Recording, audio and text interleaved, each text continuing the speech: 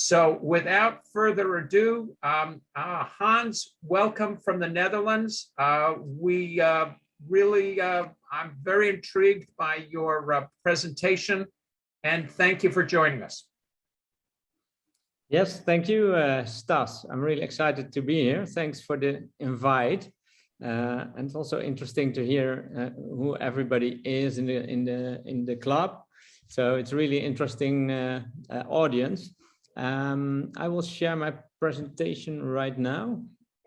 Everybody sees it? Yes, we do. Yeah. Yes. So there's a big challenge in container world. There's roughly 800 million container movements in the world, and 20% at sea and 40% on land is empty. And for the United States, that's even much more. Sometimes I read figures of 55 to 60% of till even 80% of containers coming off LA, Long Beach, going back empty. So this problem is serious and astronomous, with roughly 200 million empty container movements transporting air. And the cost of this is more than 200 megatons of CO2 and roughly $25 billion a year.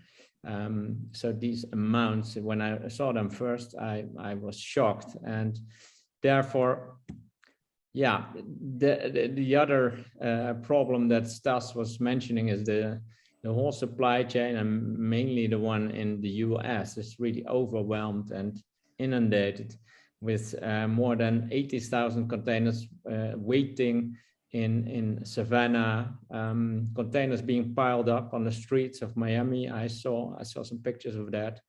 More than 100,000 containers in LA port, and off the coast of Long Beach, roughly 90 huge container vessels waiting to get offloaded for 25 to 30 days, with roughly 1 million containers waiting. So also that problem seems to be getting worse and not being solved on the very short term. So therefore, this one first. Yeah, we developed the 4-fold foldable shipping container.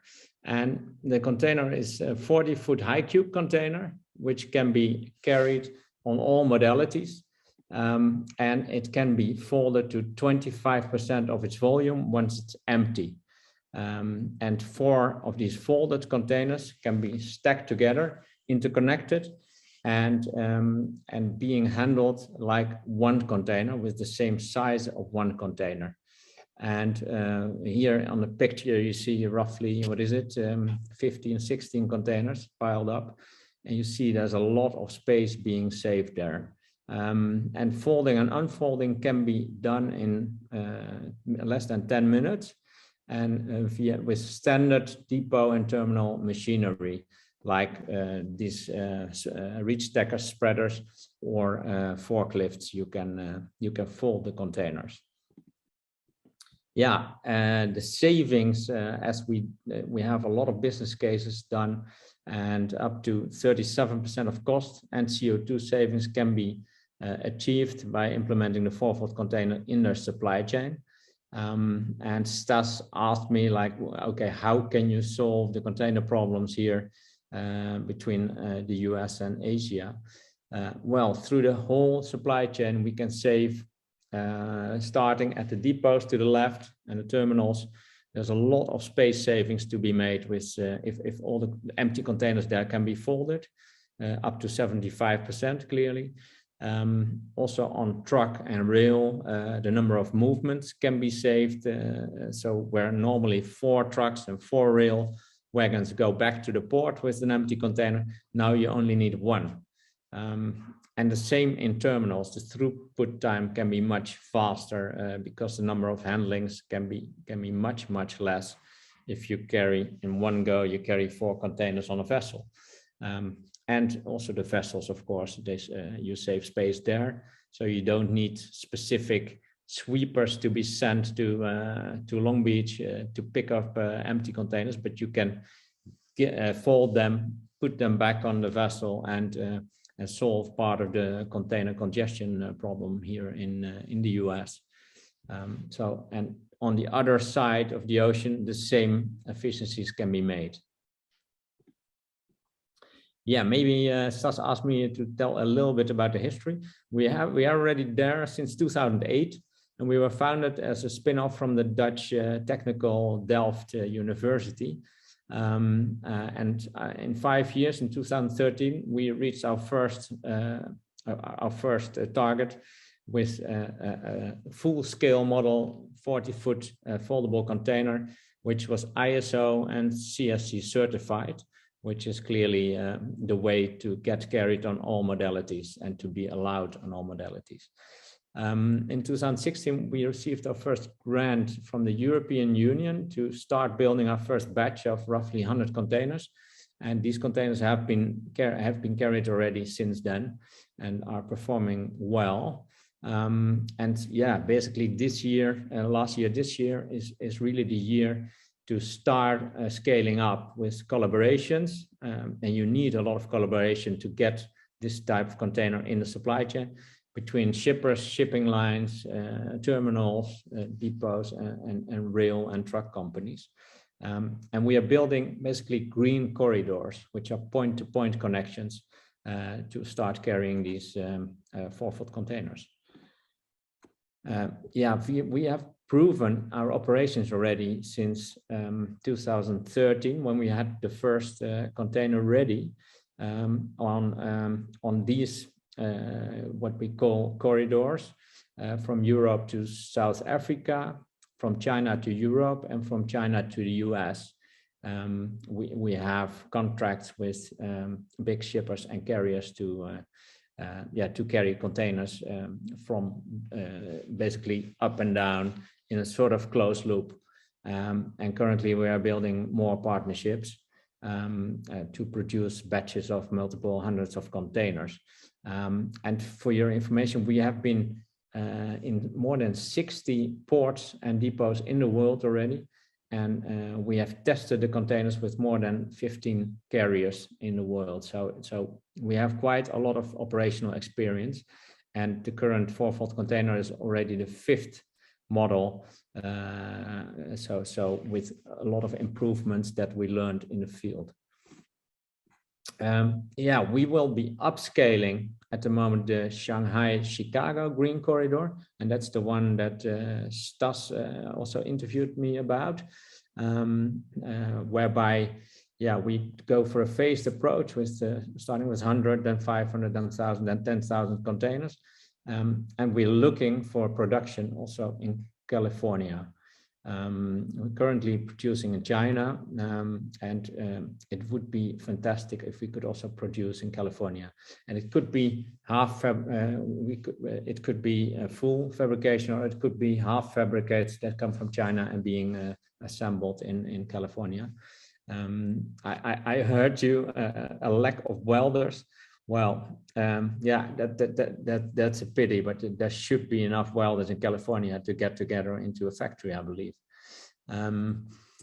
Yeah, we are looking for multi-year commitments from carrier shippers, and we're currently making this collaboration and negotiating this contract.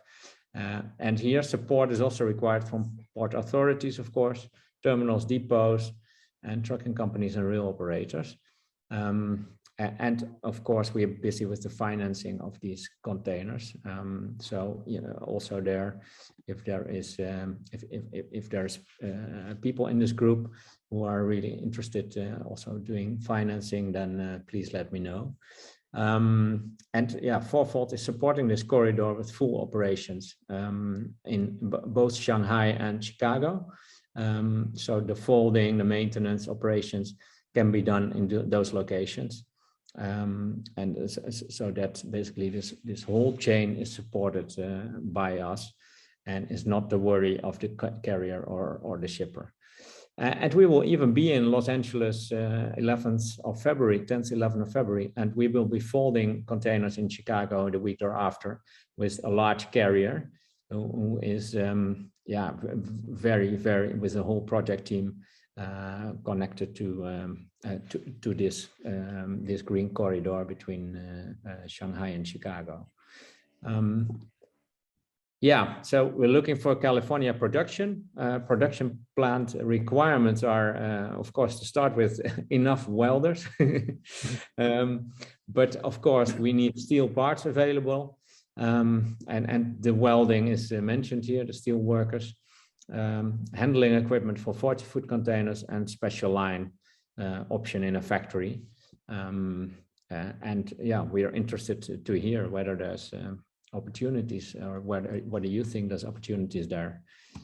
Yeah, this is the last slide. Basically, we are certified and we have a lot of patents, approvals from UIC and the AAR.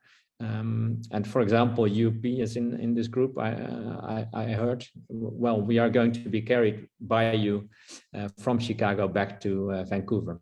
So that's also interesting. You probably didn't even know it, but this is the plan. So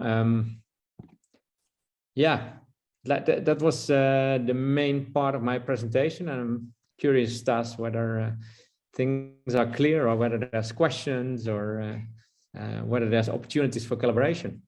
Yes. So thank you very much, Hans. Are there any questions? Oh, this is Darren. I was thinking about how we have a lot of bulkers now with containers on deck. And when we have cargo not purpose built in heavy weather seasons like we have here, there's a big concern having on deck cargo of this nature, and talking about lashing forces. And if we're talking about having to go 2-3 high on a ship that's not a container ship, and bringing the center of gravity down, it seems like be a good opportunity for non-container ships that are carrying this cargo. Could certainly ease things a bit and bring those lashing forces down. Okay. Amy, do you have any bright ideas in Southern California about who Hans might be able to contact?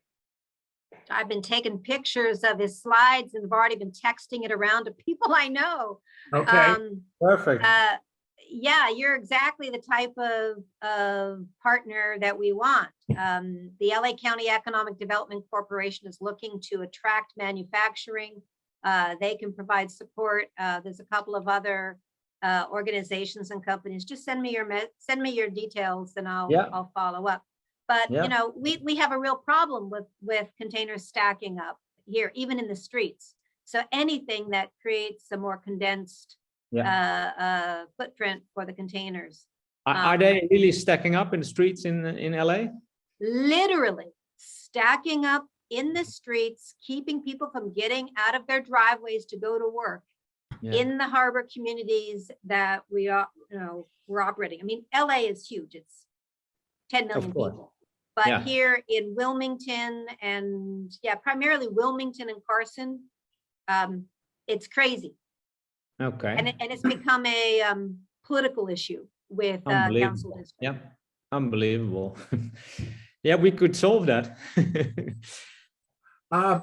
In terms of workforce qualifications, Hans, what kind of workers are we looking at? Obviously, we mentioned welders. Anybody else? Yeah, we need skilled people who can who have done a lot of work with steel. So it's not only welding, but it's everything that has to do with managing the machines for creating such containers. And we were surprised that there's so little container factories in the US, because we've been looking quite a lot. We saw one in New Jersey, I believe. Right. And it's I believe there's space for container manufacturing in US, because also in China, where we're producing till now, the prices have gone up like 2 times or 3 times. So it's not so cheap anymore to produce in China. And it's of course better to produce locally if you use them local. Absolutely. And this is really one of the strategic supply chain issues that we are very concerned about, because we've had issues with containers and they're being built abroad. We don't have enough supply of containers. The other issue we have is chassis, which is a whole issue with our truckers. And it's an issue at the Port of Oakland because they don't have enough chassis right now because a number of those chassis are underneath the empty containers outside of Amy's office in Southern California. So we are going to send your presentation around to everybody on this call today. And if we can, Amy, if you have any bright ideas, let us work with you and follow up and do something in LA. If there's anything up here, I will inquire through the Port of Oakland and see what we can do. It seems to me that this is a very, very timely concept and technology. You have the established record. You've worked with a number of carriers. You're going to have a demonstration project in February. Everybody's going to be able to see it. So I think the time to move on this is now. And, I didn't mention that because the carriers generally don't want to be mentioned so much, but we did a project with Maersk, and P&G is one of our clients who really want to advocate this idea to many more shippers and carriers. They really want to make this mainstream because they see the CO2 savings of it. And a lot of other large shippers are the same. So it's just a matter of time and a matter of cooperation. That's on the short term. We believe we can really make the quantities and make the impact for CO2 savings and for solving the container problem party. Okay, I have a question from Matthew LaFiandra. Is it possible to convert existing containers to the fourfold design, or can they only be fabricated new to meet the spec? Yeah, that's a good idea, which we hear a lot. Still, the fourfold is a bit heavier and a bit stronger on the corner posts to keep all the forces because the sidewall and the roof are not connected, fixed. So we need more steel. Therefore, we can't just rebuild a normal container into a foldable container. Still, we use the same steel. So if an old container is being recycled and being melted again, then of course we use the same steel again. But we can't just rebuild a normal container into a foldable. Very good. Okay, any last questions? Yeah, would an American manufacturer need to hit the price point that's being delivered in China? Well, the business case, of course, is on the savings of the round trip. And for example, the round trip I showed to Chicago is a very, very long land track. And there we can save a lot of rail cost. And therefore, yes, the savings there is big. So probably the surplus of cost of producing in the US can still fit the business case for this track. So we'd have to see that. But yeah, I believe we can have some higher cost than in China. Still, it shouldn't be 3 or 4 times as much, because then, you know, it could be. And it's too much. Yeah, right. 20 to 50% higher. Agreed. That at a certain point, there's no point in it. And also, is there a YouTube video of the thing folding and unfolding? Yeah. I will send it around to Stas, and then you can see some Great. video. Thank you. Yeah. Okay. Yeah.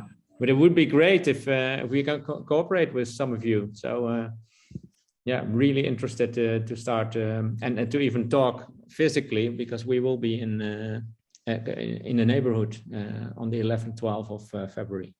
So we should try and see if we can arrange for you to meet with somebody at that time. Let me chat with Amy about that and see if we can do some follow-up on that. Okay? Yeah, or a group of some people with maybe some port authorities there. because that it should also be supported there, and that the German also supporting it. I think that if the ports get well, Amy is best friends with every port director west of the Mississippi. So I don't think, and at least in Southern California, let me put it that way. Okay. She's rolling her eyes there. I can see you, Amy. Okay. One last question. Mike asks, how many of these foldables can be loaded on a chassis? Generally 4. So we stack them to 4, and yeah, that's maybe 5. I don't know exactly what the maximum height is in the US, but normally we do stacks of 4 to also keep it clear for the calculation. So you either go 4 or 8 or 12, you know. So okay. Yeah. And right.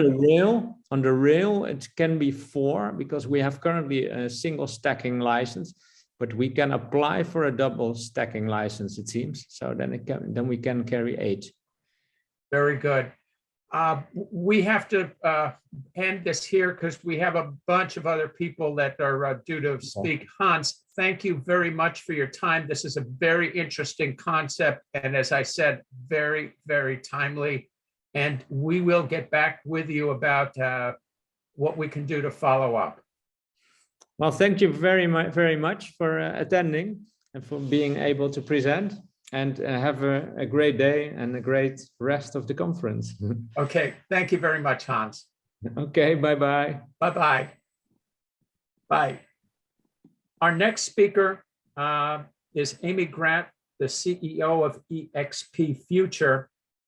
I've worked with Amy for several years. She has a very, very successful organization bringing high school high school students into the maritime industry. As you can see from this photo, she regularly takes students to the California Maritime Academy. As you heard, we have a need for welders among many other entry-level jobs, and the maritime industry has a need for young blood. So, Amy, very much appreciate you being with us. Welcome and thank you for presenting today. Thank you, Stas, and thank you, members of the Propeller Club of Northern California. I really appreciate you giving me the opportunity to share a little bit about what we do here at EXP, the Opportunity Engine, down in Southern California. I didn't know how long I had today, so you know, Stas, just interrupt me if I'm going over. But Stas asked me to just describe what we do and our model, and you know how it is helping to basically fuel your workforce pipeline. Since most of you are here on this call actually in the maritime industry, as opposed to educators who I normally am speaking to, I think I better just preface everything by saying thank you. Because without you, without kind of that end game in mind, the young people really oftentimes will not find maritime trade or transportation industry careers. It's your active engagement in kind of fueling that pipeline is what's going to make it successful. So to go through, EXP, our mission is to prepare students for a better life. We help young people gain experience, unlock doors, and build confidence that they need to succeed in school, career, and life. And if I were to kind of pull out 2 words that I think that really describe what we do, it's the experiences, it's the hands-on aspects of what EXP makes possible, and the confidence. At the high school level, we're not training them to be lashers. We're not training them to be marine engineers. We're putting that little sparkle in their eye to get them thinking about, wow, that might be something cool, and the confidence to go after it. We've been around for 21 years. We were founded in the Port of Los Angeles by members of the Harbor Department in the city of LA, as well as that ecosystem of terminal operators, trucking companies, and railroads. Thank you, Union Pacific. Basically, the group that saw the opportunity to grow the Port of LA back in 1999, but was hampered by a lack of workforce, as well as, frankly, poor community relations. You can't be expanding a marine terminal to bring in China shipping and have the people of the communities of San Pedro and Wilmington shut it down.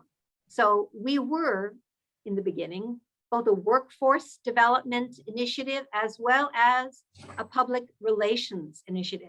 And when working with industry, I think it's always important to recognize both aspects of motivation. Our model that we deliver our programs is to be an embedded partner within the high school.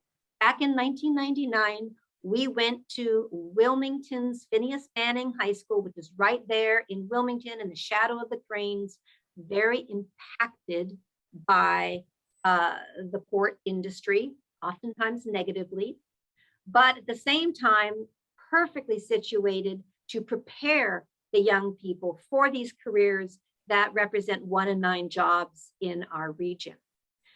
We execute our programs year-round and across a spectrum of 9th, 10th, 11th, 12th, and increasingly after high school. We learned about 5 or 6 years ago that they're coming back to us after they go out into college or even out into the industry and say, hey, you remember that awesome internship that I had? Wait, how do I get another one? So we've really doubled down on our young adult programming and our alumni programming, which is actually very good because the industries want talent now. So high school collaboration, that's playing the long game. When you support a 13 through 17-year-old, you're thinking and investing in the future. But when you're working with a high school grad or a community college student or somebody who's in the 18 to 24 age range, that's where you can actually get a more immediate impact. You'll see that awareness, exploration, preparation, and training, it's a continuum. You can't just throw a kid into an internship, particularly from the communities that we're working with, without support and preparation. None of us would have been able to do it without support and preparation. And many of the youth that we're working with in these communities oftentimes really don't have both the family supports at home or the history of having maybe folks that have been in this industry before. So we need to really raise awareness and get them built up in their confidence. Today, we work with 10 schools across 4 different school districts, 19 pathways, which means in a high school like Banning High School in Wilmington, we work with the International Trade Academy, the Global Environmental Academy, the Safety and Security Academy, the Hospitality and Tourism Academy, and then a STEM Academy. If you think about all the career pathways that your industry is looking for talent, they're in there. Not just international trade, Incoterms, import, export. We need talent across all. And our schools are oftentimes looking for co-curricular or enrichment to the curriculum that'll connect the dots. We've been doing this for 22 years. We move the needle on graduation rates in the schools that we support. But a lot of it is about attitudinal change and engaging the industry. We're very proud. Some images of the types of enrichment programming that we do. Awareness, like getting them out on the water. Many of the kids in the schools that we're working with may be living within a mile of the port, but have never been to the water. Hard to believe, but it's true. And as well, giving them exposure to to what's going on in these terminals, which are oftentimes, well, all the time, not open to the public. They're not getting a behind the scenes view. We give that to them. When it comes to specifically maritime programming, you know, our model is vanilla. You know, we're supporting business academies, we're supporting performing arts academies, we're supporting STEM academies, but we create a through line of maritime themed content across all of our signature programs. That allows for a kid who might be in high school in a culinary academy to be exposed to maritime and possibly see the connection. You know, a kitchen is a galley. So that's one theme is you know, recognize that not every student is going to be automatically thinking about maritime or be even enrolled in a maritime themed program at the high school level. But if you can infuse some maritime trade, transportation, logistics, welding into your career programming at the high school and the community college level, you can make, you know, open the eyes. But where it really makes a difference is it's the experiential. Discovery days, trips to Vallejo, but most importantly, y'all got to open up your offices, your terminals, and your facilities to interns. Nothing makes it more impactful than to give them that hands-on experience, or these days, virtual experience, to see what is actually there. These are the many ways that we engage industry, and I'm happy to answer any questions. Amy, I really am impressed with the work that you have been doing over the years. And I think that we need a lot more of this kind of outreach. And I take your point about the need for companies to open up their doors to allow young people to get in and get an idea of what's going on. Andrew Wong from the Port of Oakland has been very active on this front. Unfortunately, he's on a call at the moment, so we may not be able to get him. But what I would like to do is follow up with you about having you do some outreach here in Northern California, and especially through the Port of Oakland, and see if we can't get some collaboration going between the port, yourself at EXP, and see if we can do some outreach at some of the high schools in at least in Alameda County, and see if where we can go from there. I'm going to ask anybody if they've got any questions at this time for Amy. Amy, how many students do you process a year on average? So we are resident on campus working with an either entire school or a particular pathway. And that's about 6,000 students. It funnels down. You know, there's the broad exposure at career days and guest speaker days, but as we move through sophomore, junior, and senior year, students will self-select into, say, a mentoring program or a internship program. But yeah, we're particularly with the pandemic, by taking our programs virtual, we've actually expanded a program that might have had, say, 300 or 400 kids come to a college campus. We're able to serve 700, 800 of them on a virtual platform.